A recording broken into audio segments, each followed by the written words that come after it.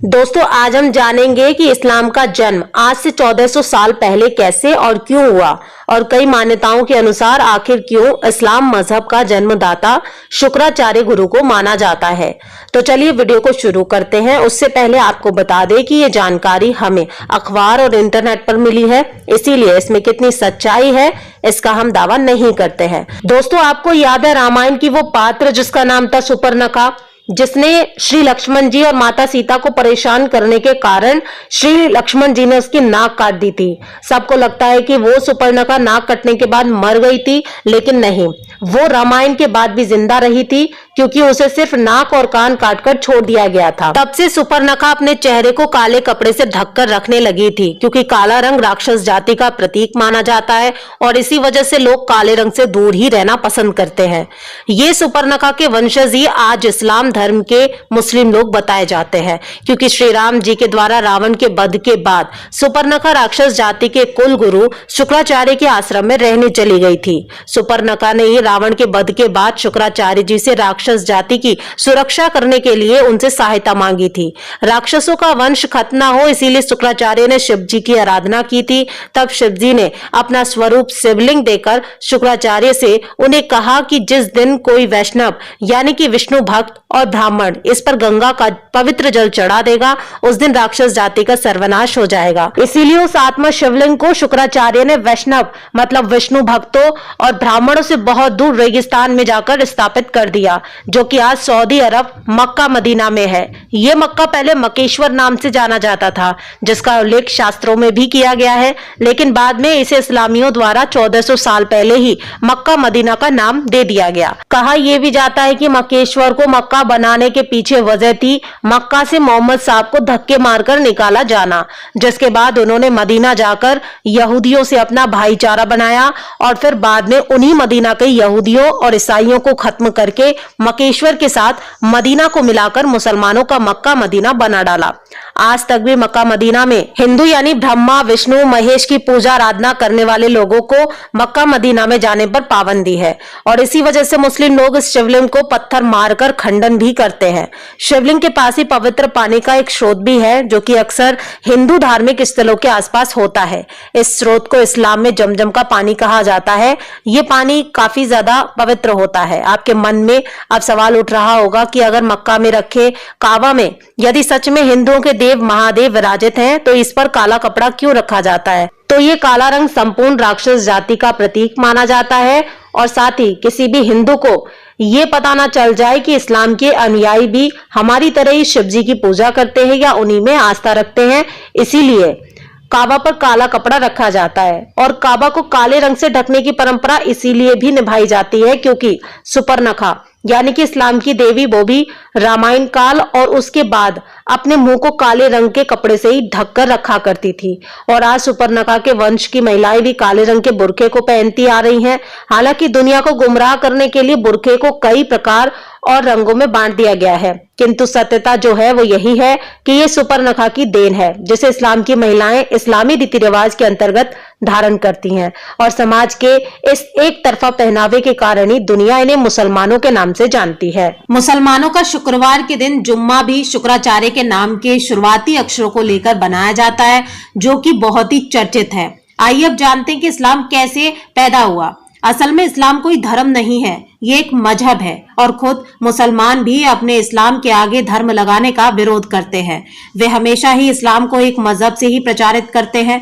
और मजहब का मतलब होता है अपने कबीले के गिरोह में इजाफा करते जाना और ये बात सभी जानते हैं और खुद इस्लाम की अन्य धर्मों के साथ लड़ाई भी इसी बात को लेकर होती रहती है क्योंकि इस्लाम के लोगों को लगता है कि वे संसार में बहुत ही कम मात्रा में है, यानी उनकी जनसंख्या काफी कम है, इसीलिए वे हरदम अपने मजहब को बढ़ाने की ही बात सोचते और करते रहते हैं। जब इस्लाम के निर्माण की बात आती है तो हजरत मोहम्मद साहब को इस्लाम का जनक माना जाता है, जो कि अरबी वासी थे। अब ऐसा नहीं है कि इस्लाम का निर्माण हजरत मोहम्मद साहब ने किया, बल्कि उनसे पहले से ही अरब में इस्लाम मौजूद था और वहां के लोग लगभग 300 देवी देवताओं की मूर्तियों की पूजा किया करते थे, जिनमें से तीन देवियों को अल्लाह की बेटियों के रूप में पूजा जाता था, जिनके नाम थे लाट, मानत और उजा, और देवता हावल के रूप में पूजे जाते थे। लेकिन जिस तरह से हमारे देश में आज के समय में रामपाल जैसे लोग खुद को भगवान का दूत बताकर देश की जनता को गुमराह करते हैं और एक अलग धर्म की स्थापना कर देते हैं, ठीक उस समय अरब के हजरत मोहम्मद साहब ने भी यही किया था। बताया जाता है कि मोहम्मद ने पैदा होते ही अपने माता पिता को खो दिया था,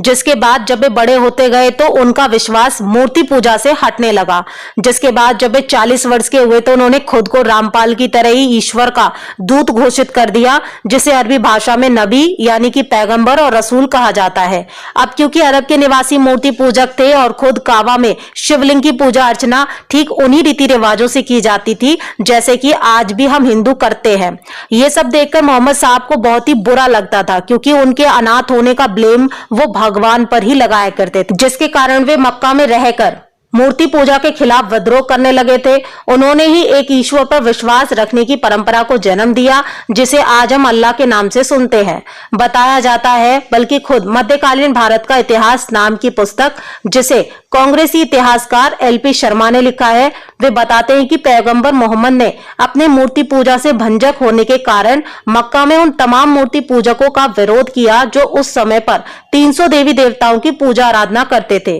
मोहम्मद साहब को जब मक्का से धक्के मारकर निकाल दिया गया तो वे यहूदियों और ईसाइयों के देश मदीना पहुंच गए और उन्हें आपस में लड़वाकर इस्लाम की स्थापना कर डाली। और तब तक क्योंकि इस्लाम इतना प्रचलित था नहीं और ना ही इसका कोई एक ग्रंथ था जिसके आधार पर लोगों को ज्यादा से ज्यादा इस्लाम कबूल कराया जा सके, तो मोहम्मद पैगंबर ने यहूदियों और ईसाइयों के धर्म ग्रंथ से आयतें निकालकर एक अलग किताब लिखी, जिसे इस्लाम की कुरान नामक धार्मिक किताब बताया गया और कहा गया कि ये उनके द्वारा नहीं बल्कि खुद अल्लाह के द्वारा प्रकट हुई धार्मिक किताब है। लेकिन हकीकत में इस्लाम प्रचार और तलवार के दम पर फैला एक कबीला मात्र। आज भी मुसलमान काबा को सिर्फ इसीलिए पूजने जाते हैं क्योंकि उसके अंदर आज भी वो 300 मूर्तियां रखी हुई हैं जिनकी पूजा अर्चना खुद उनके पूर्वज किया करते थे। अब आपके मन में एक सवाल और आता होगा कि इस्लाम में लोगों को मरने के बाद दफन क्यों किया जाता है जबकि हिंदुओं में तो जलाया जाता है। तो आपको बता दें कि अरब देशों में तब सिर्फ रेगिस्तान ही रेगिस्तान पाए जाते थे,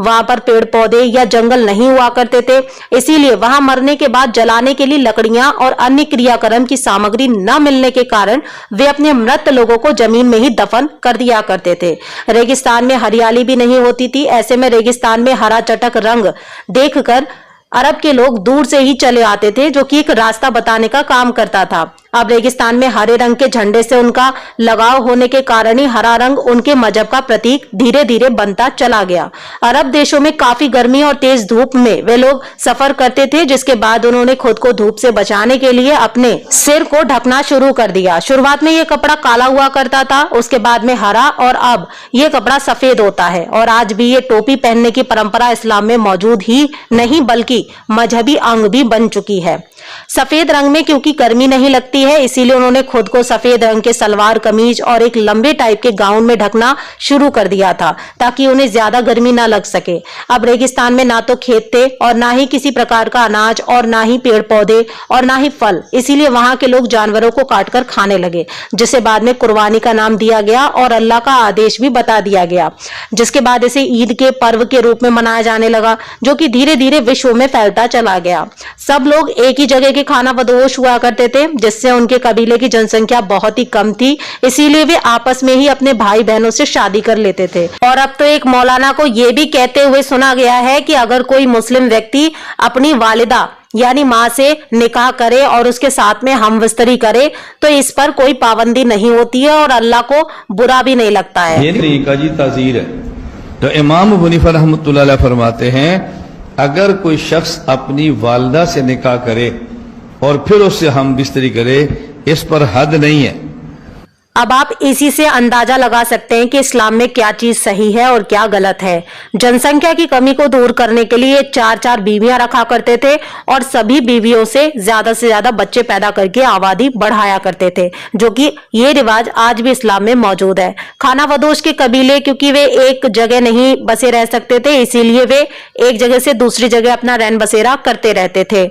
और अपने पास बहुत ही कम सामान रखते थे, जिसके कारण वे एक ही थाली में 4-5 लोग बैठकर खाया करते थे। पानी की कमी के कारण एक जगह से दूसरी जगह उन्हें पानी की खोज में दूर दूर तक घूमना भी पड़ता था और उसका ठिकाना ढूंढना पड़ता था, जिससे उन्हीं कारणों से ही इस्लाम तेजी से पूरे विश्व में फैलता चला गया। इसीलिए इस्लाम को एक धर्म नहीं बल्कि एक कबीले वाला मजहब माना जाता है, जिसे लोगों ने आपसी रहन सहन और दिनचर्या को देखते हुए अन्य धर्मों के बीच में लाकर खड़ा कर दिया है। अब कोई भी मुस्लिम इस बात को माने या ना माने, पर यह बात बिल्कुल सच है कि इस्लाम मजहब के मुस्लिम लोग ही आज सुपर्णखा और शुक्राचार्य के वंशज है। तो ये था इस्लाम के उदय का पूरा सच। अगर आपको ये वीडियो पसंद आया हो तो इसे लाइक करें और ज्यादा से ज्यादा दोस्तों में शेयर करें।